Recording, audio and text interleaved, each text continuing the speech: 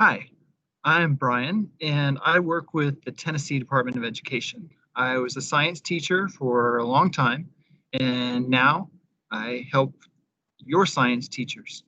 So today we are going to talk about matter. Now, matter is a word that kind of just means stuff.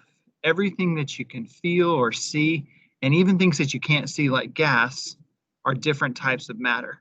Now, in order to figure out what something is, like for example, the sun, how do we know what type of stuff is the sun is made of? We have to know different things about matter. So we're going to start doing in this activity today, and this is activity page 1.1, is we're going to start looking at matter and see if we can identify a property of matters.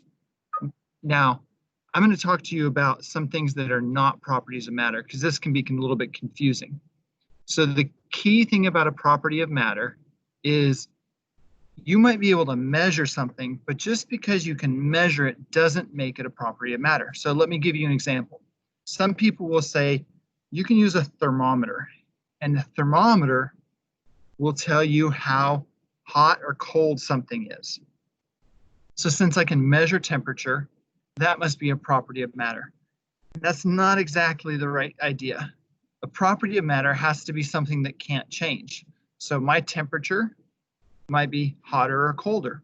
Or if I have some water, it might start out as ice, which has one temperature.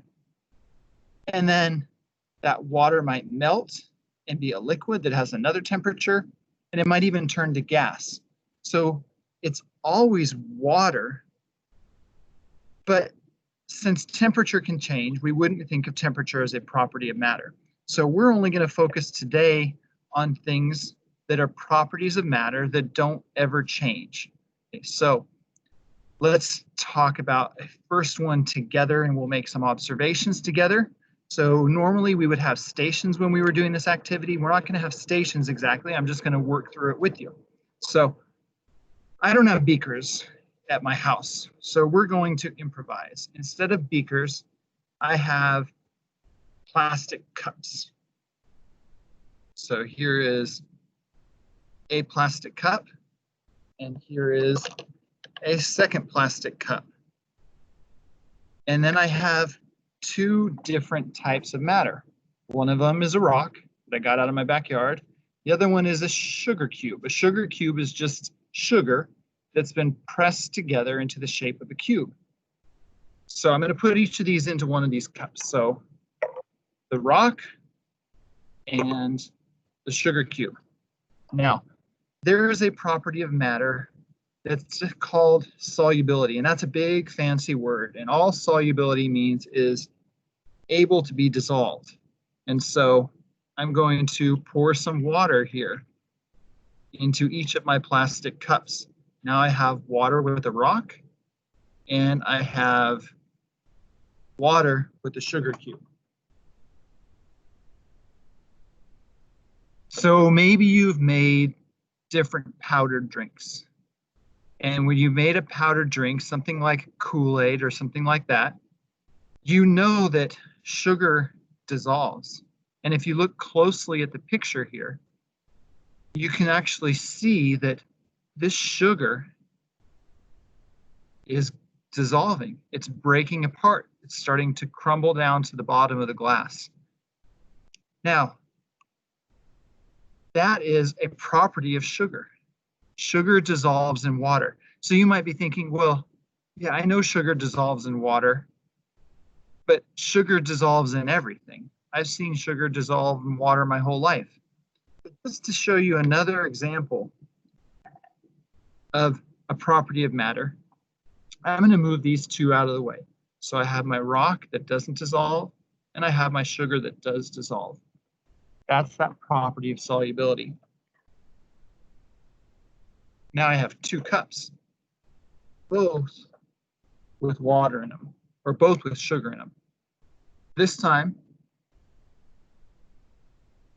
I'm going to fill it with water, just like last time. But this other beaker, I'm going to fill with something different this time. This time I'm filling it with something called isopropyl alcohol. And you'll see when I pour this, isopropyl alcohol looks a lot like water. Let's see. It's clear like water. It's a liquid like water. So you might say, well, I know what happens.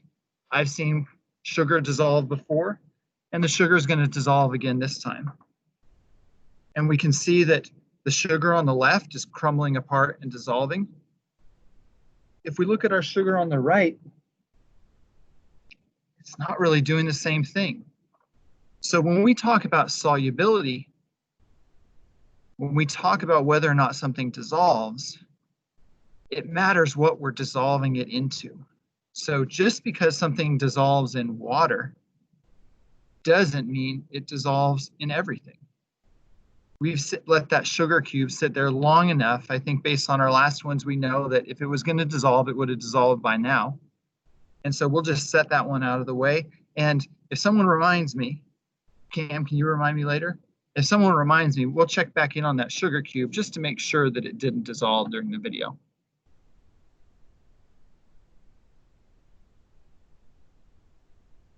So properties of matter are useful really for two different things, and it depends on what your job is. If you're a scientist, properties of matter help you figure out what something is made of. If you're an engineer, though, you might use properties of matter for something different. If you're an engineer, you might use properties of matter in order to choose the best material to complete a job. So if I wanted to make a sweet drink, and that sweet drink is made of water, well, I know sugar will dissolve in water. Sugar has a sweet taste, so sugar is something good there. There are other things that might seem sweet, but don't dissolve in water, and they wouldn't make a good powdery drink. So keep that in mind. There's two different things. There's properties of matter that we use to identify, and there's properties of matter that we use for engineering. So let's look at our worksheet here. On our worksheet, it says, what are the objects? Well, we know that both beakers have water in them. So I'm going to write down water there. Beaker 1 had a rock in it, and beaker 2 had a sugar cube in it. Details and description. What did we see?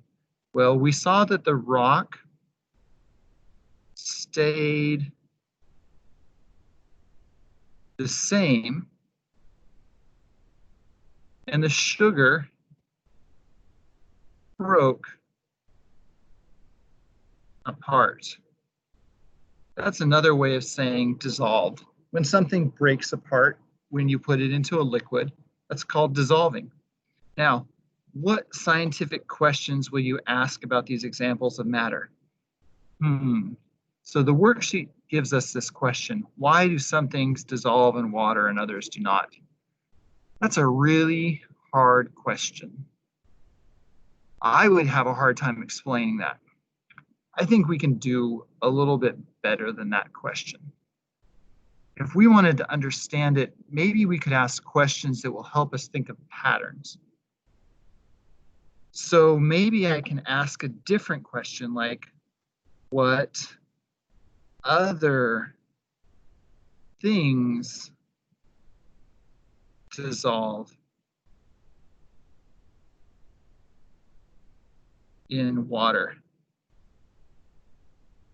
Asking what other things dissolve in water is a good science question, because then I could say, how would I figure that out? Well, I could do an investigation and I could try to come up with different things that dissolve in water. If I were an engineer, I might even ask different types of questions. I would want to say, if I'm going to build a structure, how can I make sure that my structure doesn't go away in water? That would be important. Okay, so that's station 1. Station 2. Let's take a look here. Station 2 deals with something that you've probably seen before. A balloon. I have a balloon that's filled up with gas, and I have a balloon that's not filled up with gas.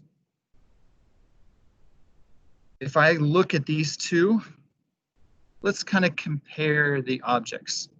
What can I see?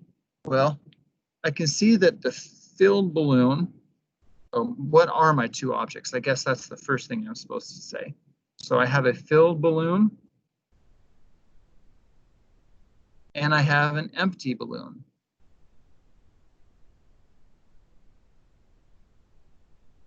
And what can I say about these two things? Well, one is larger. They're both bendy. That seems like a good science word. Bendy. I can move them around. They're both stretchy. I can press on it and it stretches out.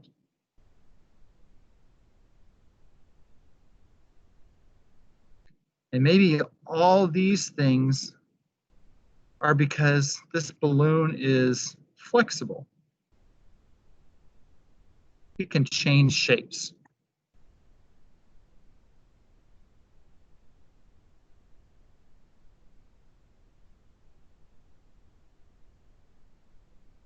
So, what scientific questions can we ask about these? Well, maybe let's think like an engineer. What might I use a balloon for? Oh, maybe I can use a balloon to have a party. And I want to have lots of decorations, and I want so many decorations that all these balloons are just going to fall out of the sky. So I'm going to fill a bag with balloons, so I want to be able to blow these balloons up as big as I possibly can. Well, something I would need to know is how stretchy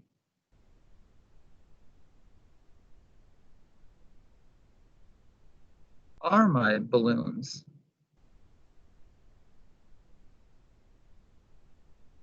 That's an investigation I could look into, and I could learn more about different balloons. I wonder if all balloons are the same amount of stretchy, or do some balloons stretch more than others? And when would I want a balloon that stretches more?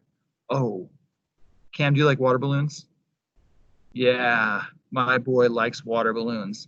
If we had a really stretchy water balloon, we could fill it up with so much water. That would be a good balloon. So we want to think about different questions depending on what we want the balloon to do. All right, station 3. Station 3, I have 2 different containers. Oh, I can see what's going on with this one already. It's kind of hard to see. Maybe if I hold this closer, it'll focus. You might be able to see there's ice in each of these. When I hold these 2 in my hand, they feel different. One of these feels really cold. So let's see. What are my notes here? My objects. I have a metal cup and I have a foam cup. Observations. Well, these observations were based on my touch. Now we have to be careful. Sometimes some of our senses are better to use than others. Scientists do not want to use taste unless that's their job, like a scientist who maybe is trying to make a type of sweetener. They might have to use taste, but that comes a long way afterwards. That's not the first thing they do, because tasting things can be really dangerous. Smelling things is also really dangerous because we don't know if some of the smells might hurt us. So we have to be really careful about the way we use our senses. So details and descriptions, what can I feel here? Well, I can feel that the metal is cold. And I can feel that the foam is not cold. Actually, if I hold the foam for a while, I can even feel that after a while, the foam starts to feel like it warms up.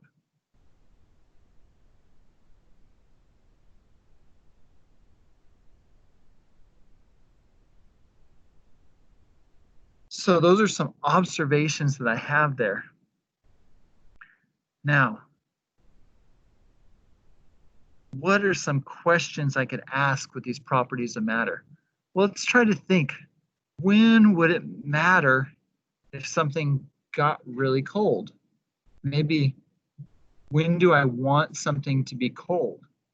Oh, I've seen people use metal for cups that we drink out of. Not like this cup, but like metal water bottles.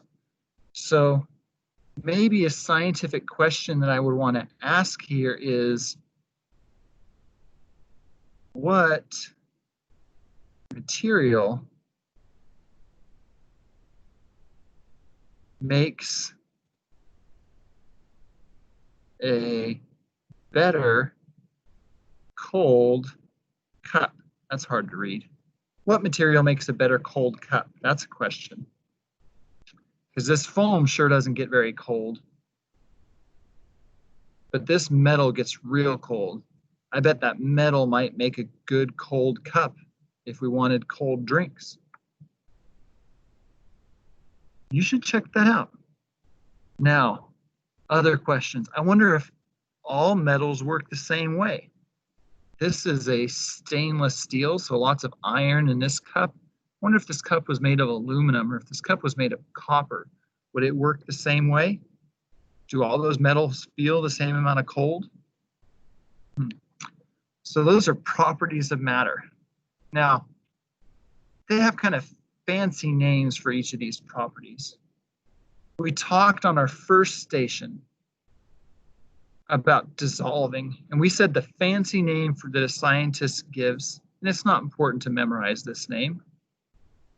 You'll learn it more later on. A scientist calls the property of matter solubility. So if we want to say, does something dissolve? We can say, is this soluble? Or what is the solubility of this material? With our balloons that were stretchy and flexible, that property is flexibility. And this is a big word. This idea of some things feel colder than others is called thermal conductivity.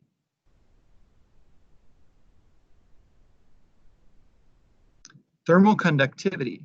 So if something has a lot of thermal conductivity, it's going to change temperature really easily. I can feel this cup. I can feel it making me colder. If something has low thermal conductivity, it doesn't seem to change temperature. In fact, this cup actually seems to feel warmer if I hold it longer.